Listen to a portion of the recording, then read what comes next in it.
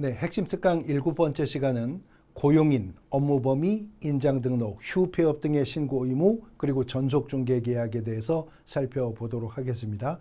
분량이 상당히 많은데 15 분간의 기간 동안 살펴보기 때문에 핵심적인 내용들만 짚어가면서 살펴봅니다. 먼저 첫 번째는 고용인인데요.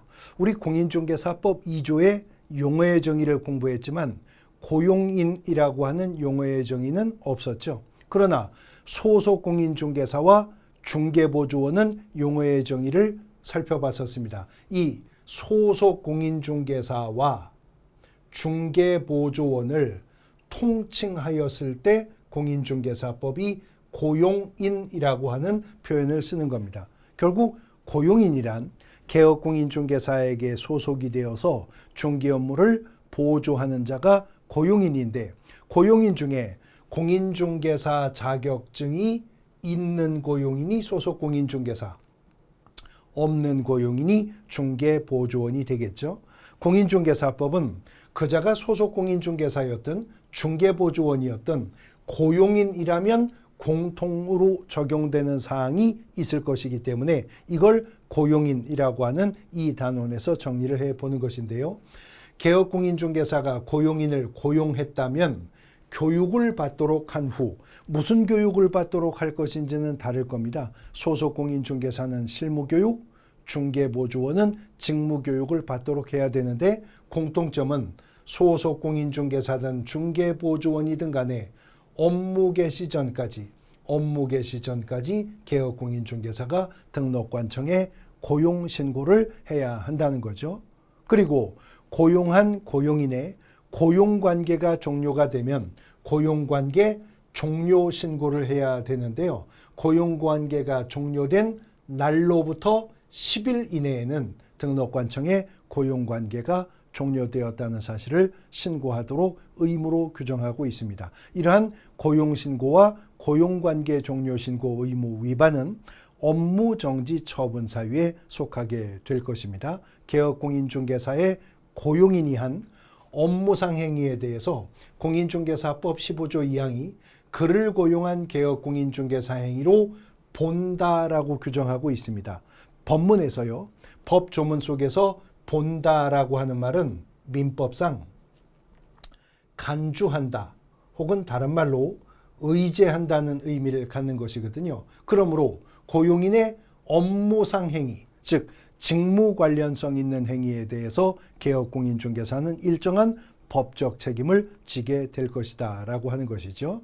그 다음 업무 범위에 관한 부분인데요.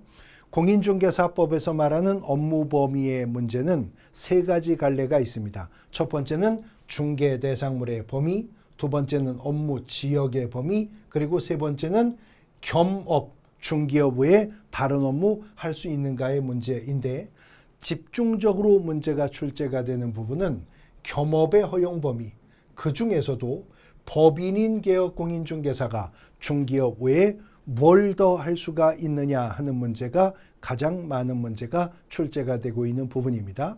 앞서 우리가 법인인 개업공인중개사가 되기 위해서 확보해야 할 5가지 등록의 기준을 이미 학습했습니다. 그 중에 보면 공인중개사법 14조에 규정되어 있는 업무만 수행할 목적으로 설립될 것이라는 게 있었거든요.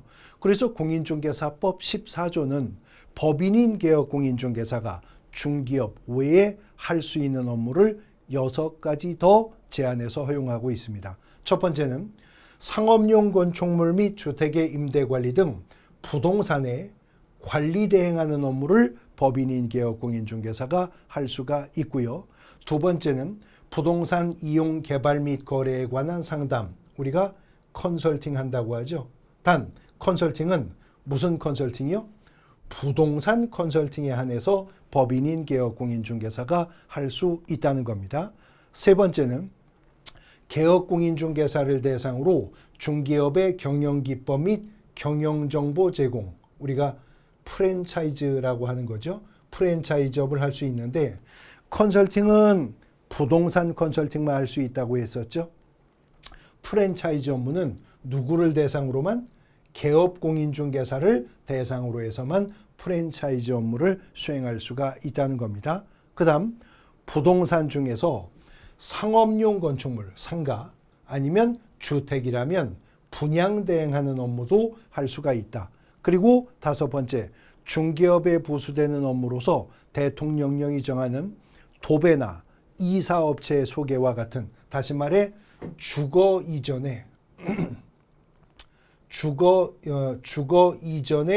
부수가 되는 용역의 알선 업무를 할 수가 있다는 겁니다. 마지막으로는 민사집행법상의 경매나 국세징수법 등의 공매와 관련해 부동산의 권리분석, 취득의 알선 또는 매수 신청 또는 입찰 신청의 대리까지도 법인인 개업공인중개사가 할 수가 있다라고 하는 것이죠. 자, 다음은 인장등록입니다. 공인중개사법 16조가 그 근거 규정을 두고 있는데요. 공인중개사법 16조는요. 16조 1항도 2항도 모두 다 조문이 개업공인중개사 및 소속공인중개사는 이라고 말을 합니다. 즉 인장을 등록해야 될 대상은 개업공인중개사뿐만 아니라 고용인 중에서 공인중개사 자격이 있기 때문에 업무를 수행도 할 수 있는 고용인인 소속공인중개사까지 업무를 개시하기 전에 중개행위에 사용할 인장을 등록관청에 등록을 하여야만 한다라고 하는 의무 규정이죠. 인장을 등록하는 방법은 개인이 인장 등록하느냐, 법인이 인장 등록하느냐에 따라 방법을 구분하는데, 법인의 경우에 있어서는 상업등기 규칙에 의해서 신고한 법인의 인장을 등록하되, 분사무소라면 대표자가 보증하는 인장을 등록할 수 있도록 했고요. 개인이 인장 등록하는 방법은 가족관계 등록부나 주민등록표에 기재가 되어 있는 성명이 나타난 인장으로서 규격은 가로나 세로의 규격이 각각 7mm 이상 30mm 이내의 규격의 인장을 등록하도록 하고 있는 것입니다. 업무 개시 전에 인장 등록해야 할 뿐만 아니라 등록한 인장을 중개행위를 함에 있어서 사용해야 할 의무까지도 규정하고 있습니다. 인장 등록 관련 의무 위반은 개업공인중개사는 업무정지, 소속공인중개사는 자격정지 처분의 대상이 됩니다. 공인중개사법 21조는 휴업과 폐업 등에 대해서도 신고할 의무를 규정하고 있는데요. 첫 번째, 3월을 초과하는 휴업을 신고해야 된다. 두 번째, 폐업하고자 할 때 신고해야 된다. 세 번째, 휴업한 중기업의 재개도 신고해야 되고요. 마지막으로 휴업기간의 변경을 신고해야 되는데, 휴업신고, 폐업신고, 재개신고, 변경신고는 하고자 하는 때 해야 된다고 그랬어요. 하고자 하는 때 해야 된다. 결국 어떻게 해야 된다는 거죠? 사전 신고해야 된다는 의미입니다. 휴업하기 전에, 폐업하기 전에, 재개하기 전에, 변경하기 전에 등록관청에 미리 사전에 신고부터 하여야 한다는 거죠. 3월을 초과해서 휴업하고자 해서 휴업 신고했다 하더라도 휴업기간은 6월을 초과할 수 없는 것이 원칙이지만, 항상 원칙이라는 말은 예외가 있다는 거죠. 질병으로 인한 요양, 징집으로 인한 입영, 취학 등과 같은 부득이한 사유가 있는 경우에는 그 예외를 인정하겠다라고 하는 것입니다. 자, 이제 전속중개계약입니다. 전속 모델, 전속 탤런트 이런 말 연예가 중개 같은 데서 들어보시고 하죠. 그런 전속입니다. 그래서 중개계약이라고 하는 계약은 어떤 개업공인중개사와 어떤 의뢰인 간에 체결되는 계약을 일컬어서 중개계약이라고 하는데, 그 중개계약이 전속적인 계약이라는 거죠. 그래서 전속중개계약이란 중개의뢰인이 중개대상물의 중개를 의뢰함에 있어서 특정한 개업공인중개사를 딱 찍어서 당신만 내 물건을 중개할 수 있다라고 하는 전속적인 중개 의뢰하도록 하는 계약을 전속중개계약이라고 합니다. 이런 전속중개계약의 유효기간은 3월을 원칙으로 하지만 당사자 간에 약정이 있는 경우에는 약정이 우선한다. 약정에 의해서 전속중개계약의 유효기간은 달리 정할 수가 있다는 거죠.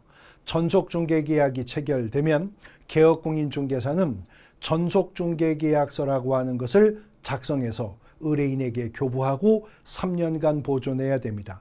7일 이내에 부동산 거래 정보망이나 일간지문에 의뢰받은 정보를 공개하고 공개한 내용을 의뢰인에게 통지해야 됩니다. 그리고 2주일에 1회 이상 업무 처리 상황을 통지해줘야 하는 것입니다. 한편 전속중개계약을 체결한 의뢰인은요, 전속중개계약의 유효기간 중에 다른 개업공인중개사를 통해서 거래가 성사되거나 아니면 전속중개계약 체결한 개업공인중개사가 소개해준 상대방을 개업공인중개사를 배제하고 거래했다면 중개보수에 해당하는 금액을 그대로 위약금 지불을 해야 할 것이고, 전속중개계약의 유효기간 중에 의뢰인이 스스로 발견한 상대방과 직접 거래했을 때는 중개보수의 50% 범위 내에서 그때까지 개업공인중개사가 중개 완성을 위해서 쓴 돈, 소요비용을 지불하도록 의무를 규정하고